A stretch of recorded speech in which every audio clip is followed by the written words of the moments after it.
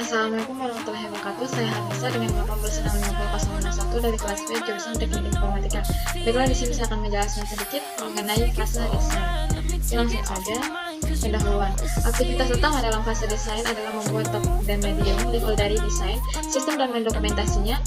Dalam spesifikasi desain, aktivitas kedua dimulai dengan melakukan rencana tes penerimaan atau acceptance test plan atau ATP. ATP adalah sebuah dokumentasi yang akan digunakan untuk mendemonstrasikan seluruh fungsi sistem kepada user pada fase penerimaan. Kemudian terdapat dua langkah dalam mendesain sistem software, yaitu pertama, bagilah sistem menjadi beberapa komponen secara fungsional. Kedua, hubungkanlah komponen-komponen tersebut. Kemudian desain yang terstruktur atau struktur desain. Tujuan utama dari desain yang terstruktur adalah memecahkan sistem menjadi bagian yang lebih kecil, teratur, dan mudah untuk dibangun. Yang pertama, desain top down atau top down design, kemudian desain bottom up atau bottom up design. Ketiga, pertukaran desain tingkat atas atau top level design trade-offs. Umumnya banyak desain tingkat atas yang dapat mencapai atau memperoleh hasil yang sama dalam sebuah sistem software.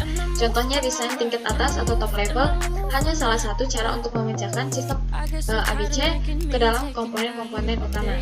Kemudian, desain tingkat menengah atau medium level design. Setelah TLD terpilih, kita harus membagi masing-masing fungsi atau komponen utama menjadi beberapa subfungsi atau komponen. Kita akan lihat bagaimana hal tersebut dilakukan untuk menggabungkan sistem perusahaan basket winning. Diawali dengan memberi nomor setiap komponen utama pada TLD. Kelima, kamus desain atau desain dictionary.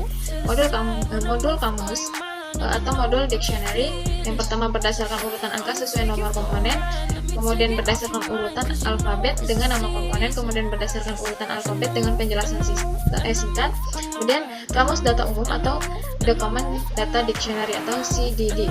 Daftar alfabet menyusun semua parameter yang ditunjukkan pada tanda panah aliran data untuk setiap item, menjelaskan tipe, panjang, batasan, dan modul yang digunakan. Kemudian keenam, modul terstruktur atau sejauh mana Anda dapat merincinya. Sebuah modul terstruktur memiliki ciri-ciri sebagai berikut: berfungsi sepenuhnya sebagai fungsi tunggal, ukurannya kecil, dapat diprediksi, tidak tergantung atau independen. Ketujuh, desain file atau file design. Dapatkan kinerja yang sesungguhnya atau getting real performance. Anda mulai mendesain file dengan melihat hasil dari fase analisis, kebutuhan dan desain level atas yang sejauh ini dihasilkan. Yang kedelapan, sistem manajemen database relational.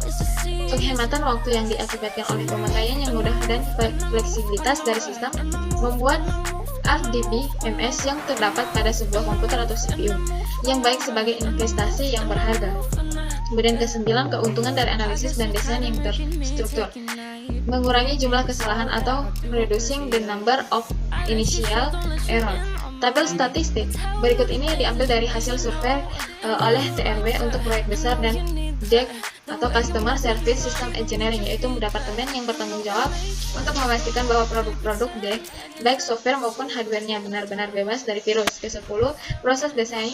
Yang pertama, tim desain atau the design team. Kemudian pertemuan desain, the design meeting. Dokumentasi teknik, technical documentation. Pertimbangkan hal-hal berikut ketika menulis dokumentasi teknik. Yang pertama, gunakan bahasa yang formal dan tepat. Kemudian menggunakan gambar, diagram yang terstruktur dan yang sejenisnya. Kemudian buatlah agar maksud dari desain menjadi jelas pada beberapa halaman pertama, kemudian uraikan. Kemudian cobalah untuk konsisten pada grafik dan struktur kalimat. Kemudian standar ketentuan pada waktu desain. Buatlah aturan yang standar seperti berikut: beberapa ketentuan desain, kemudian parameter yang mendahului, kemudian penenangan kesalahan, kemudian standar pemrograman, kemudian programmer melalui dengan template ini dan mengisikan kode proses. Kemudian garis besar spesifikasi desain atau outline of the design specification. Spesifikasi desain terdiri atas judul halaman dan daftar isi, kemudian gambaran umum atau overview, kemudian daftar hardware atau software yang akan dipakai, kemudian daftar urutan prioritas desain, kemudian diagram desain dan beberapa modul dictionary yang umum, kemudian beberapa kebiasaan, penamaan model yang umum, kemudian parameter yang dipakai dan data dictionary, penanganan kesalahan atau jelaskan bagaimana kesalahan akan ditangani, kemudian standar programan terstruktur, kemudian alat pemrograman terstruktur, kemudian top level design termaksud struktur diagram TLD, kemudian medium level design termasuk struktur diagram MLD, kemudian modul dan kamus data, dan yang terakhir file dan tabel. Kemudian menguji desain atau testing the design. Ketika desain telah diselesaikan, semua harus menjalankan dengan benar. Maksudnya adalah untuk menjamin hal-hal berikut ini.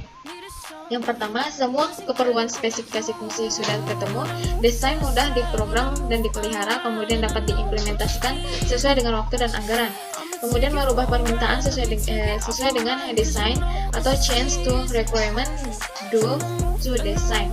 Beberapa desain yang rinci akan selalu membawa pada perubahan permintaan. Anda harus kembali kepada user sekarang dan meyakinkan user bahwa dia sebenarnya tidak menginginkan apa yang dia minta sebelumnya. Kemudian perencanaan penerimaan atau planning the acceptance. Meskipun penerimaan adalah tahapan pada bab tersendiri nantinya, perencanaan penerimaan dapat dimulai setelah desain level menengah dikerjakan. Kemudian desain siap pakai atau desain walkthrough. Ketika hendak mengambil keputusan di antara beberapa pendekatan teknis terhadap suatu masalah, lebih mudah mengambil keputusan dengan meminta pendapat orang lain. Adakan pertemuan dengan beberapa ahli untuk melakukan TLD siap pakai atau tujuan dari pertemuan itu adalah memilih TLD yang terbaik. Terima kasih, mungkin itu saja yang dapat saya sampaikan. Lebih dan kurangnya mohon dimaafkan. Wabillahi taufiq wal hidayah. Wassalamualaikum warahmatullahi wabarakatuh.